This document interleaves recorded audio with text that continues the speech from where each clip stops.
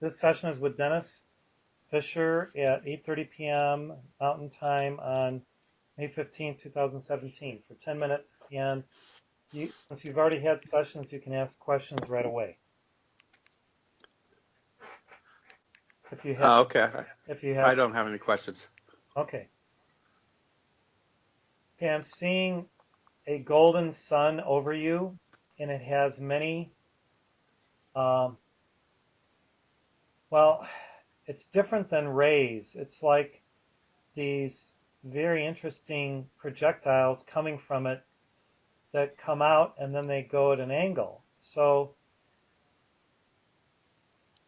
this is like what I'm sensing from the Holy Spirit, it's like a perpetual motion sun. And discerning what the Holy Spirit is using this for, it's part of you is in perpetual motion. And we think of that as like for machinery, yet our divine self in loving God and in oneness with God is in the perpetual motion of devotion, the perpetual motion of devotion to God. Now, how do we get something into perpetual motion? It's like praying unceasingly, pray without ceasing. And it's that love that initiates the turning that then sustains the turning when the love has enough oomph to continually generate that through its devotion, the turning, the spinning of that devotion, and thereby the turning and spinning of the chakras so that they never dim. They never, they just don't go out. All the chakras are glowing simultaneously with a great glow. Now, in many chelas' lives, because of pressures, because of influences, different chakras can dim for a cycle or a season. And sometimes more than one chakra can dim. So what I'm seeing, Dennis, is that the one chakra that at times for you dims a little bit is your throat chakra. And I'm asking the Holy Spirit why this is. And it's not because you don't sing, you don't chant, you speak words of love. What I'm seeing is there's some anomaly from a past life where you were silenced, and so there's a little bit of a reticence sometimes to give forth the intense fire to carve away darkness that assails you, but you keep it at bay. But even 20 feet or a mile away, if it's influencing your aura, that's not good because your aura is big. So as an initiate, we desire to have the turning of that sun of our presence and the devotion with such an intensity of an immensity that there is no density, attacking. There's just the immensity of the love just pervading like the sun out, 93 million miles so that it can touch a planet and give life, giving rays to that planet and all its evolutions, the plants on it, like the sun does to us. Just think of the life-giving energies of the sun that projects its love 93 million miles, and the energy of that fire and that devotion and that love gives birth to life in so many domains. So this, we know intellectually, this is our desire for our evolution, because that's in the El Moria book. Yet we have to start practicing so that as our aura expands, the devotion is so powerful that nothing can get in its way to alchemize everything, to bless everything, to burn through opposition. So if there's been an issue in the past with either rebellion or, I guess you're a Taurus, right? So there's a propensity in two different lifetimes where you kind of like left off of the the ways of the masters that they had outlined and desired to kind of do it on your own. And that's why you were born a Taurus in this life, so that you could learn through obedience, through total obedience to your divine presence, to the inner guru as well as the outer guru, uh, obedience to the path and love, so that you could overcome any obstacle, you could push through any seeming uh, test, trial that would assail you in your total victory. Now, I'm seeing the number 78. So maybe that means you've balanced 78% of your karma, which now I'm getting a nod from the Holy Spirit. So that's pretty good. It's like over 3/4. So the last 22 is a lot in the physical octave.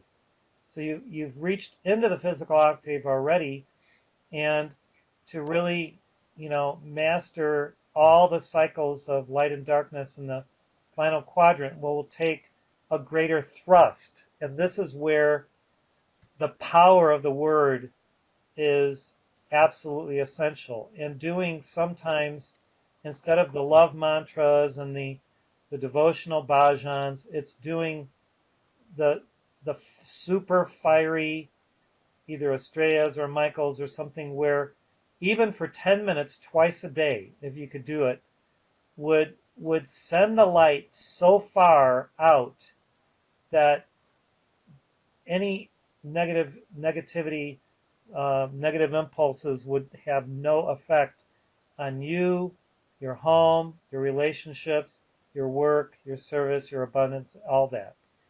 So I guess what the Holy Spirit's saying is, 10 minutes twice a day of intense decrees, whether it's in the car or in your home or, wherever, will really accelerate that blue fire in your throat chakra so that it won't dim. Because your heart chakra is huge. The purity chakra is large. Your solar plexus is large. The seat of the soul is pretty large. Third eye is perfectly balanced, and your crown is almost, not quite as large as it could be. So the study and the power, and then the seat of the soul.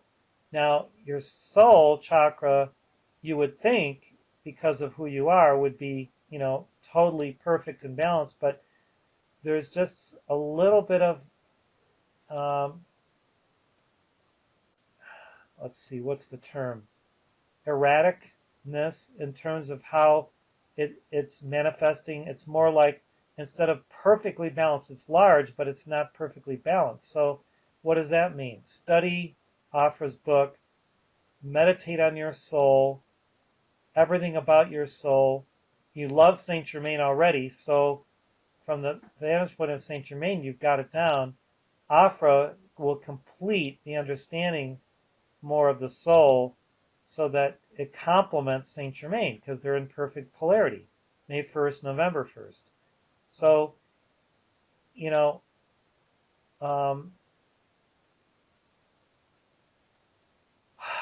see, 78% is amazing. I'm just really happy that got revealed. I don't know if I've ever said anything to you in the past. Have I? No. Okay. Well, that just came out of the blue. And, Mark Prophet had 75 when he ascended. So to have 78 while still in incarnation is good. You've balanced a lot since the Heart Center began by having these events at your home. And that has counted for, believe it or not, that's counted for 22%. Since you entered the Heart Center and started doing all of the work to support me personally, all the expos, the events at your home, consecrating the home, all the meditation, all the sessions, Dennis, that is 22%. That is phenomenal. So, keep up the momentum on that, and just, you know, meditate with Lanello.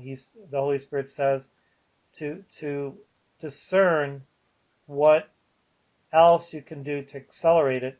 Because if you could be like a walking master by the time you're my age, 60, 62, where you're in the 90s or higher, that you will be able to impact a lot more on the earth. And actually, you can even start doing some miracles. When you get to the 90, 95%, the Holy Spirit says that's when you can be entrusted to do certain miracles where, it's not going to be, serve the ego at all. It's going to be totally, to serve God. So the final blessing is this acceleration of this golden sun with these beautiful, almost like legs coming out of them that are like, they go out and then they're bent. So it's kind of like almost like a water wheel, that picks up the water and just keeps spinning. That's almost the perfect example of a uh, one of these uh, what do they call it, machines that goes a perpetual motion.